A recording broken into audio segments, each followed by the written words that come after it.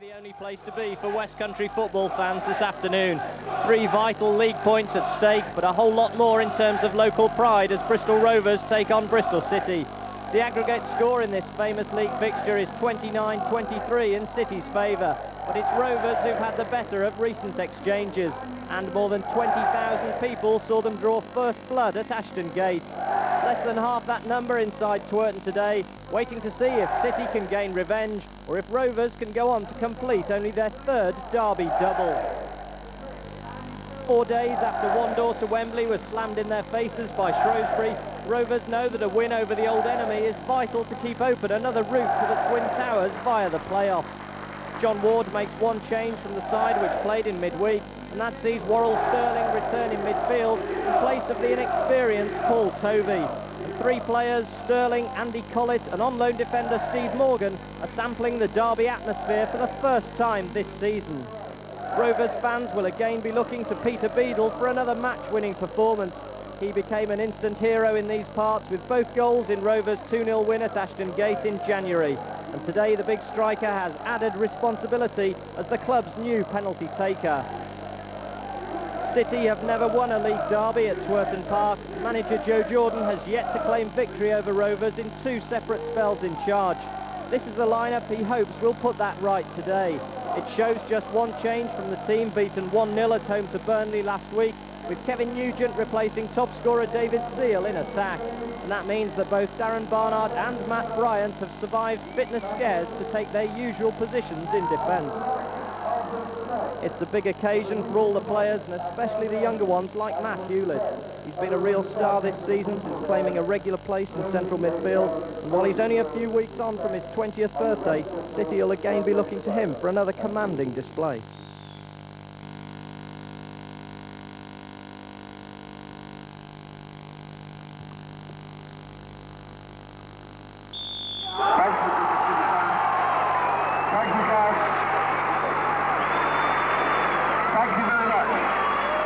An impeccably observed minute's silence for the victims of the Dunblane Primary School tragedy, and a timely reminder that whatever happens over the next 90 minutes, it's only a game of football.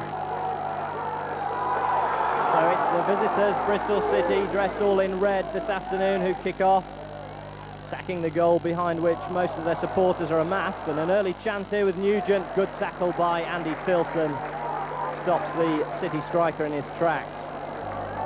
And today's referee, Jim Rushton from Stoke-on-Trent, and he could be a busy man.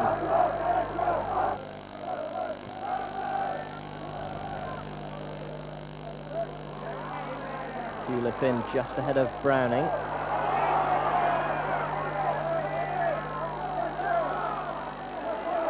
Poole coming under pressure, and he's lost out.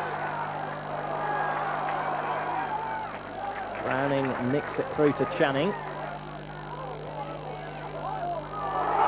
Beadle looking for the return, McCleary, not a convincing clearance. Mistake by Hewlett, Stewart for Beadle, charged down by McCleary. Second shot, well held by Keith Welsh.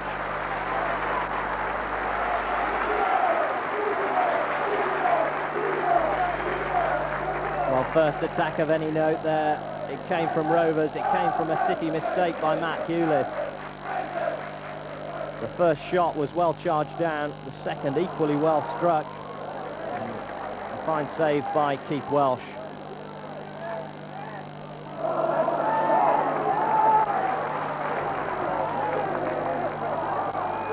Tilson just gets a foot in, it's broken for Agostino. Nugent and Tinian to aim for. Agostino's cross, Kevin Nugent, and the side foot into the back of the net. Bristol City ahead after 9 minutes.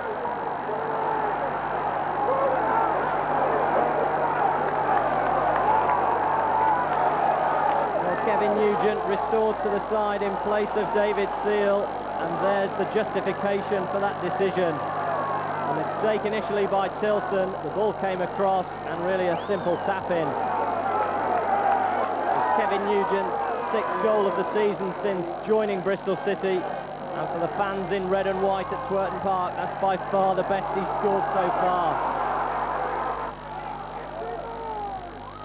Barnard, Morgan's header, Still work to be done for Rovers. Bristol City just with a spring in their step, as you might expect from that goal. Channing in trouble. Nugent, Martin Cool. Well, it was a good chance for the midfielder. Once again, it came from a Rovers error. Channing just lost his footing. The ball came back to Cool, who scored a few goals of late. He couldn't make that one, number 5 for the season. Rovers now trying to test out the Bristol City back four. Steve Morgan cuts in field. Beadle onto Sterling.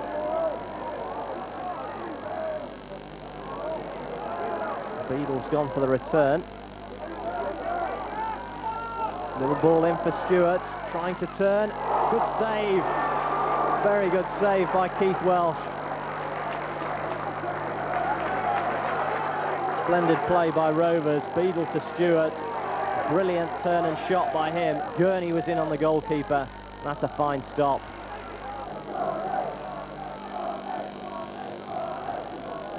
Clark, cushioned header, away by Bryant.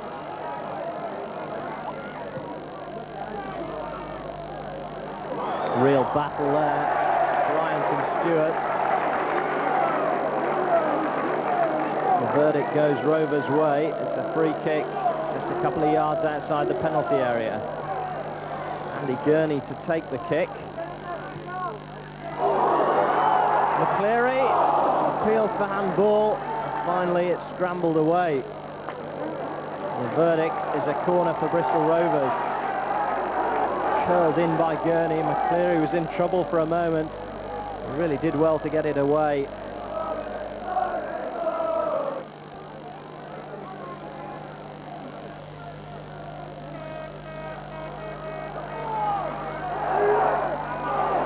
Good play again by Stewart. In for Beadle. On to Gurney. Andy Gurney has equalised, and Twerton Park has exploded.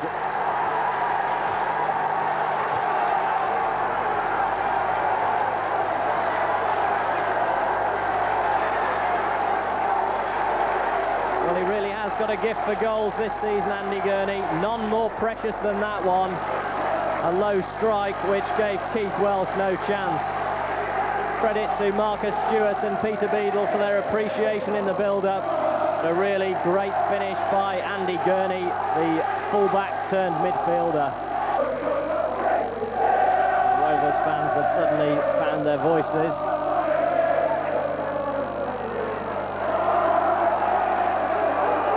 And the team is looking a lot sharper as well.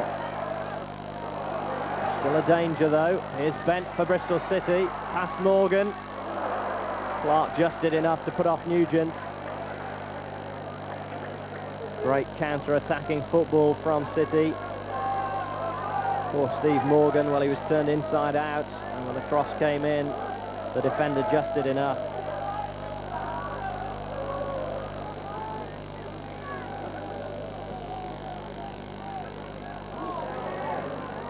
Tinian to Agostino. Channing in with the tackle, helped by Gurney. No need for that, really. Tempers beginning to flare there. It was Tinian and Gurney, the main two protagonists. Mr. Rushton, who's done his best to let things flow so far this afternoon, deciding that it is time for action.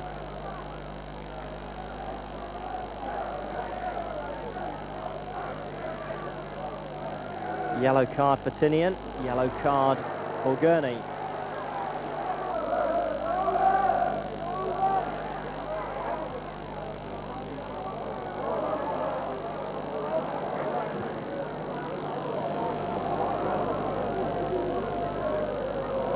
Beadle finds Sterling. These two have combined well so far. Miller. Stewart goes past McCleary. Can't go past Cool. Tinian away from Channing.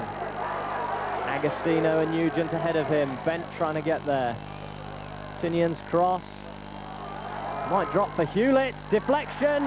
2-1 to Bristol City. And on the stroke of half-time, it's the youngster Matt Hewlett who's got the goal.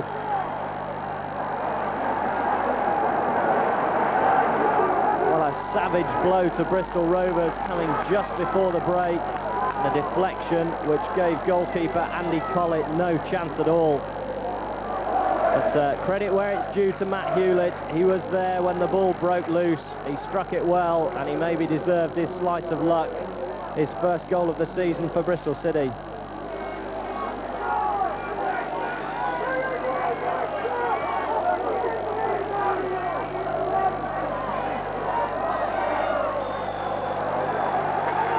Well, that second goal coming right on the stroke of half-time brings to end a pulsating first 45 minutes. The two goal scorers for Bristol City, Kevin Nugent and Matt Hewlett, and it's their goals which have given the visitors a 2-1 lead. Half-time here, Rovers 1, City 2.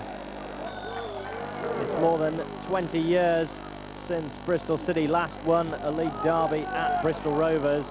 That was at Eastville, of course. The current side only 45 minutes away from ending that run, unless, of course, Rovers can do something about it.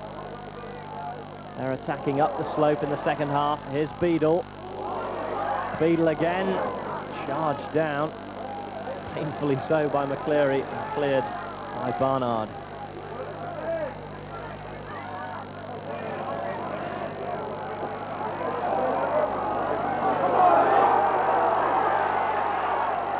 Browning looking to release Stewart early.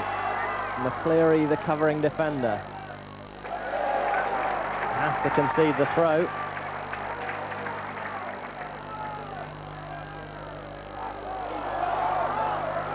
Sterling, Gurney, looping header, Beadle, Stewart has scored, the offside flag is up, and Rovers' celebrations cut short before they can get into full swing. To be fair to the linesman, the flag went up very early, and I think it was Peter Beadle who was in an offside position as Gurney's header looped across goal. The flag up long before Stewart found the back of the net.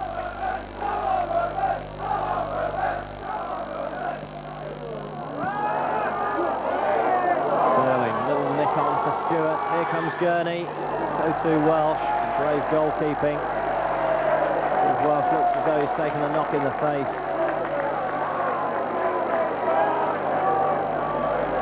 The City were in trouble for a moment. It was Stewart, the deftest of flicks. As two men converged, Keith Welsh was bravely in there amongst the boots. Nice play, Sterling. Good challenge though by McCleary, just when it looked like it might open up.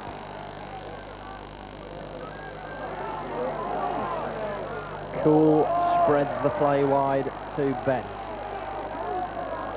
Faced by two. Bent gets his cross deep to the far post. Agostino with a header. It's 3-1 to Bristol City, and it's a splendid goal by Paul Agostino.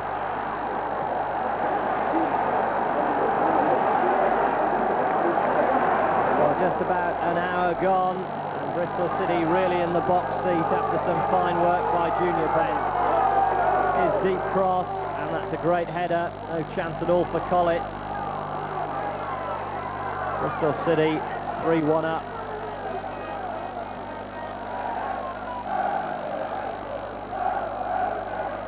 Stewart leaves it to Gurney. Beadle now takes over. To Miller. Sterling available outside him. Shot charged down. Morgan, deflection, corner.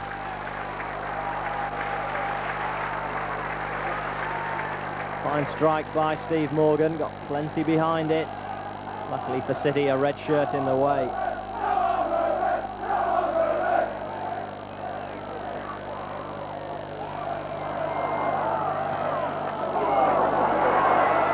Rare chance for Marcus Stewart. Cross headed away by Barnard. Browning seizes on it. Low shots. Well, saw it late. And did well to get across in the end. Not the cleanest of strikes by Marcus Browning. Very nearly found a way through to that bottom corner.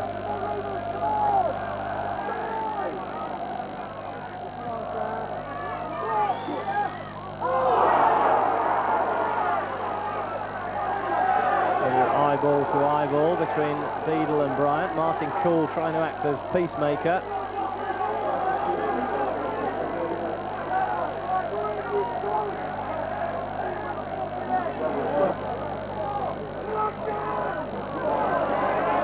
Stewart sprays it wide for Sterling.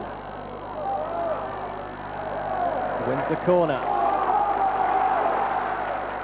Still 20 minutes left for Rovers. Tilson's up there. Hooked in, off the line. Appeals for a penalty. Nothing doing, says the ref. City escape.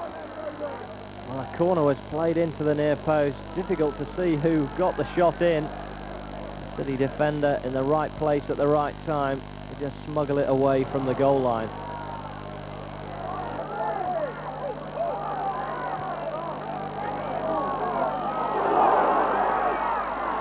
Here they come again. Beadle leaves it for Browning. Good save by Welsh, everything behind it.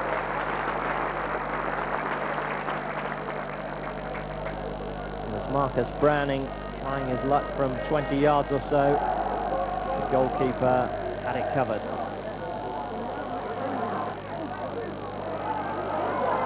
Miller to Browning.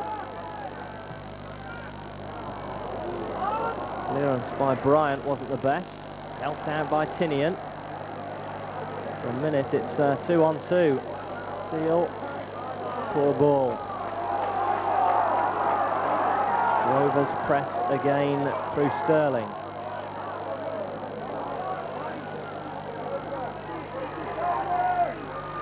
Tilson trying to make room for the shot. And Welsh got it at the second attempt.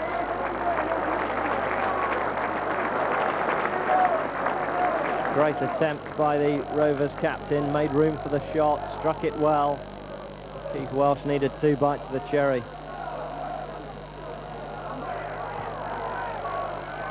Desperate stuff now for Rovers into the last 5 minutes. Tilson wide for Gurney.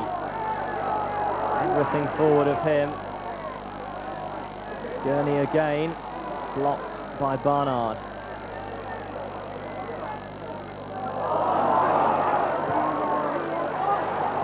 Now Rovers are in trouble here. It's 2 against 1. Nugent finds David Seal. And David Seal plants it into the corner. It's all over. It's 4-1 to Bristol City. And it's the classic counter-punch. Well, Rovers, banking on attack, had left only Tilson back. It was 2 against 1. He was never going to be able to stop City getting a shot in on goal.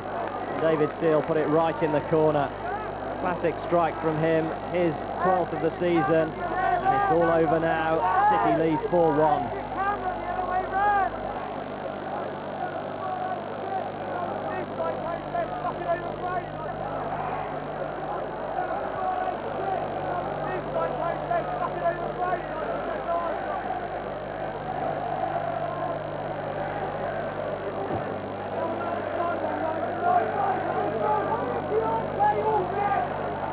Well, Rovers have got a corner, but their fans are leaving in droves.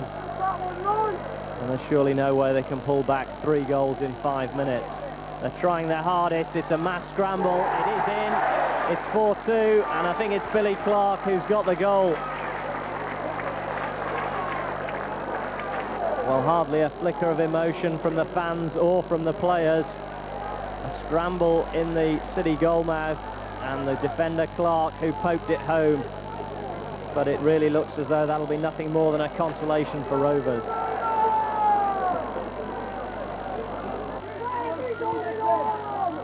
Nugent. Forward by Miller to French. Difficult ball to control though. Runs away off the forehead for a goal kick.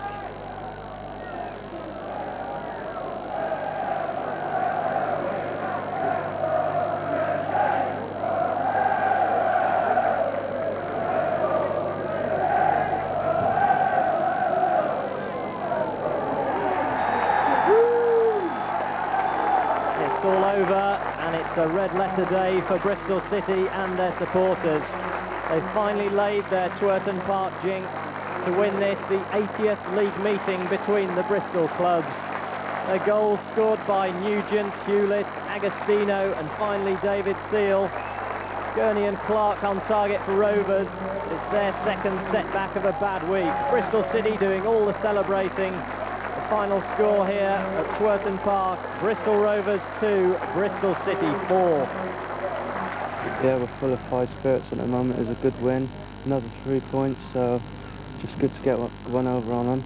Seeing the disappointment at Ashton Gate in January, so pleasing. And for a young lad like yourself, I mean, how did you enjoy the sort of whole derby atmosphere? It's good to get a goal in it. It's my first league goal, and good to win, really. The performance was very pleasing. It carries on from last week, and the result is a delight, especially to our travelling support. But we've been playing well without really getting the results. And last week, I was maybe a little bit hard on the players because they played really great football, but I said that we didn't deserve to win because we passed up so many opportunities. Today, I've got to give them it. They played well. I thought it was a good game. I thought both teams contributed to the game. But for us being away team to score 4 goals, I don't think anybody can take anything away from us.